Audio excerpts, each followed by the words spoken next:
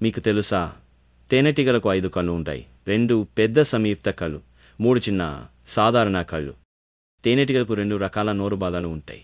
ఒకటి తేనె పీల్చడానికి, మరొకటి మైనం తయారు చేయడానికి. తేనెటీగల కడుపులో మైనం గ్రంథులు ఉంటాయి. ఇవి తేనెగూడు నిర్మించడానికి సహాయపడతాయి. తేనెటీగ లార్వాకి గ్రుడ్ల నుండి బయటపడిన 3 రోజుల తర్వాత రాయల్ జెల్లీ మాత్రమే ఇస్తే అది రాణి తేనెటీగగా మారుతుంది. రాయల్ జెల్లీ ఒక జిగట పాలరంగు స్రావం. ఇది కార్మిక తేనెటీగల తలలోని గ్రంథుల నుండి వస్తుంది.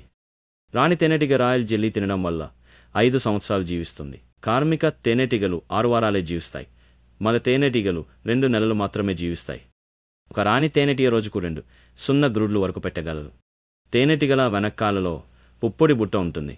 ఇక్కడే అవి సేకరించిన పుప్పొడిని నిల్వ చేస్తాయి. ఒక తేనెటీగ ఒకేసారి మాత్రమే దంతోచు చేయగలదు. ఆ తర్వాత అది చనిపోతుంది. మగ తేనెటీగలకి దంతోచు ఉండదు. మీకేమైనా అభిప్రాయాలుంటే కామెంట్లలో మాకు తెలియజేయండి. ఈ సమాచారం మీకు నచ్చితే లైక్ మరియు సబ్స్క్రైబ్ చేయడం మరవకండి.